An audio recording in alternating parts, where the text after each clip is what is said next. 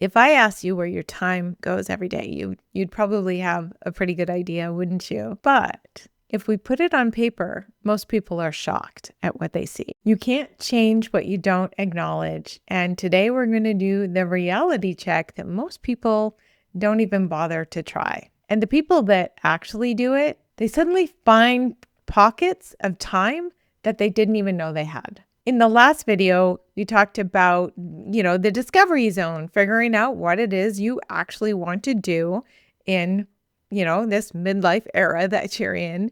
And you don't have to go back to that video and watch that one to dive into this one. They do complement each other. So I'll make sure that that's linked below.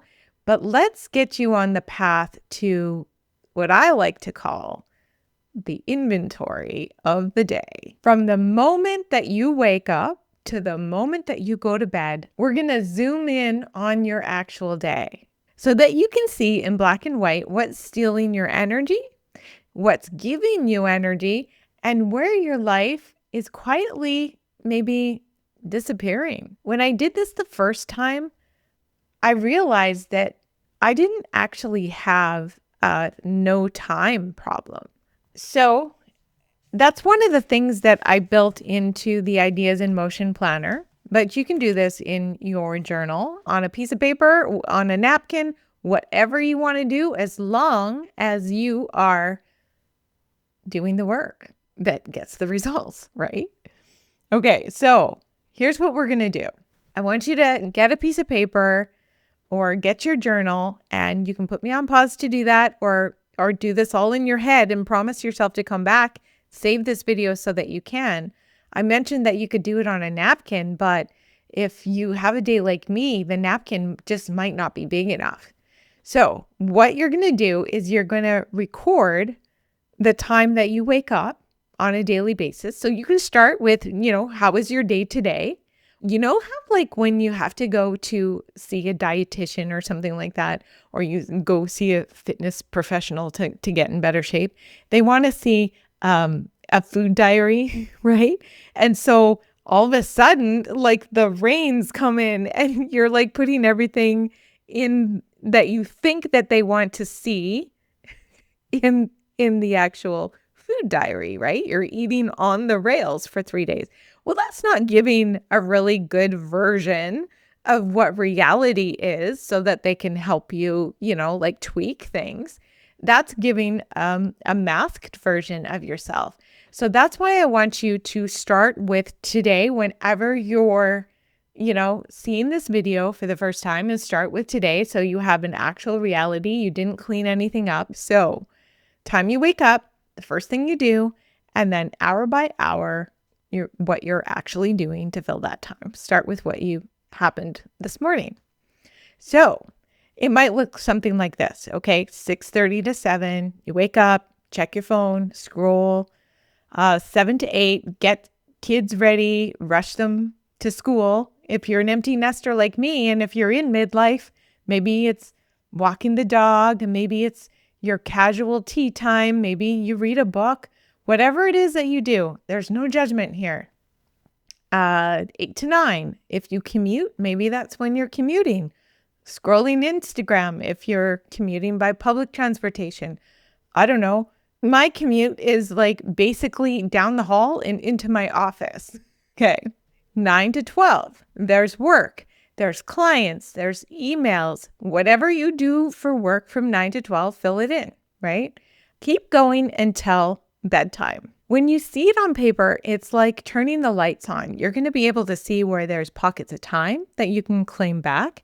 You're going to be able to see what leaks your energy, what gives you energy. It's right there in black and white what your typical day looks like. Here's what you're going to do next. You're going to use your internal meter as you scan down your page. What gives you energy and what makes it leak? Most people find leaks in very predictable places.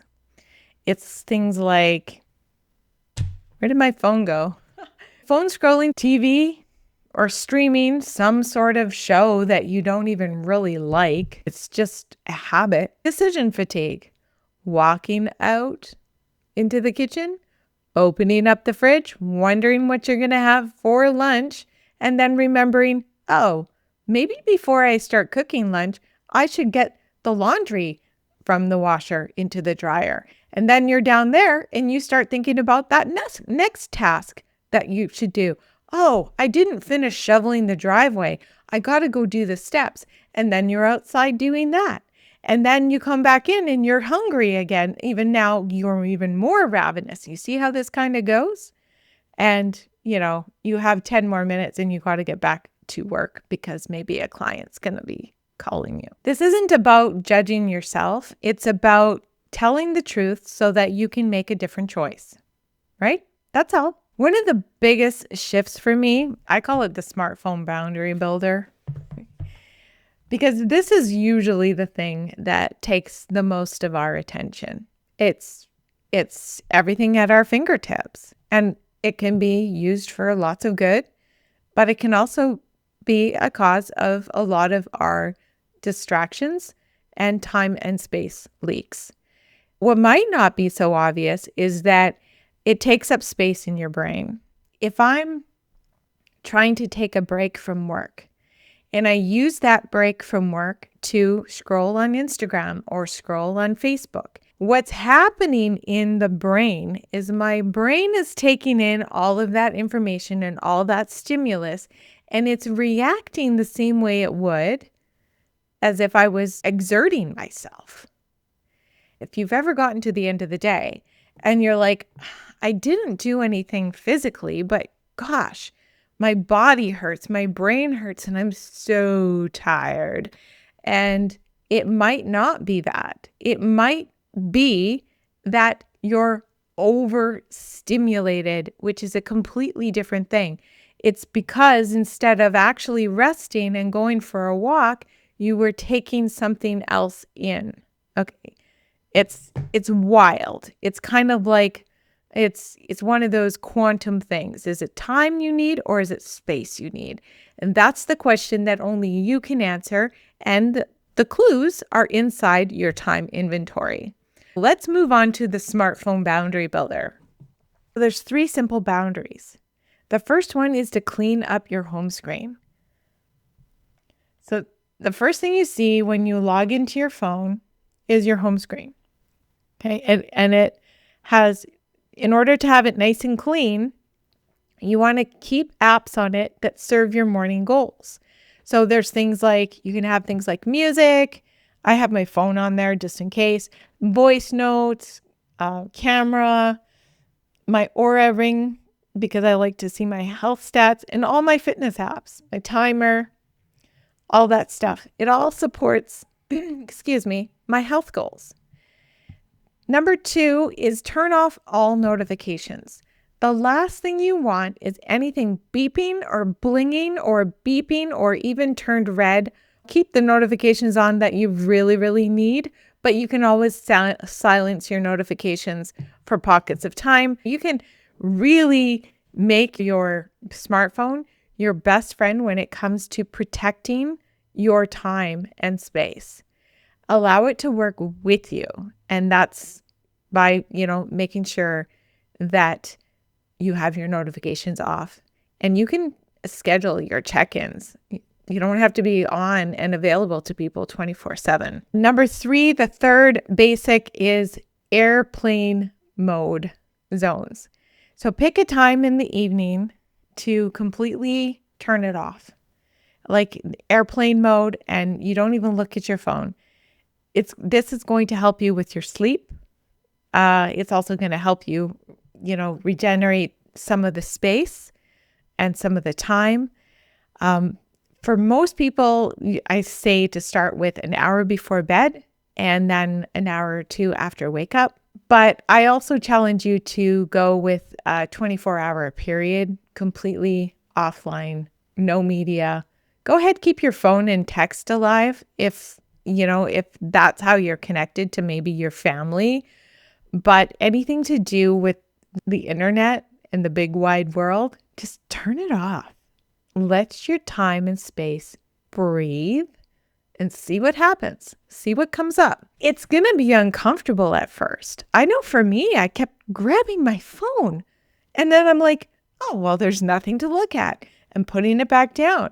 But then it starts to feel like freedom. When you do your time inventory and you do your phone inventory and you got that done, you're going to start to see pockets of time appear. Not saying to stop doing everything that you love. It's just all about organizing it in a way that is going to help you meet your intention. Those tiny pockets, that's where the thing that you really want to do lives, right? That's where your walk lives, where you can go for a walk. It's where your writing lives. It's where you can write that best-selling memoir if you want. It's where your new chapter of whatever it is that you want to do in this next phase of your life, art, whatever it is that you keep saying you don't have time for, that's where it lives. If you want a place to map out your days and your boundaries and do your time inventory, you can definitely do that just on a piece of paper in your own journal. But if you want a dedicated space for it, I'll make sure that the Ideas in Motion planner and journal is linked below. It is a sponsor of today's video. Even when people find more time, they still get stuck because they're trying to fit the wrong routine in the wrong season of life. If you feel like you're ready to stop being like other people and start being like yourself, start creating routines that actually fit your life instead of trying to fit into someone else's routine, you're going to want to watch this video next. Find your season. Why forcing the wrong routine is keeping you stuck. Make sure you subscribe so you don't miss it. And this is actually where things start to feel more doable. I'll see you in the next video.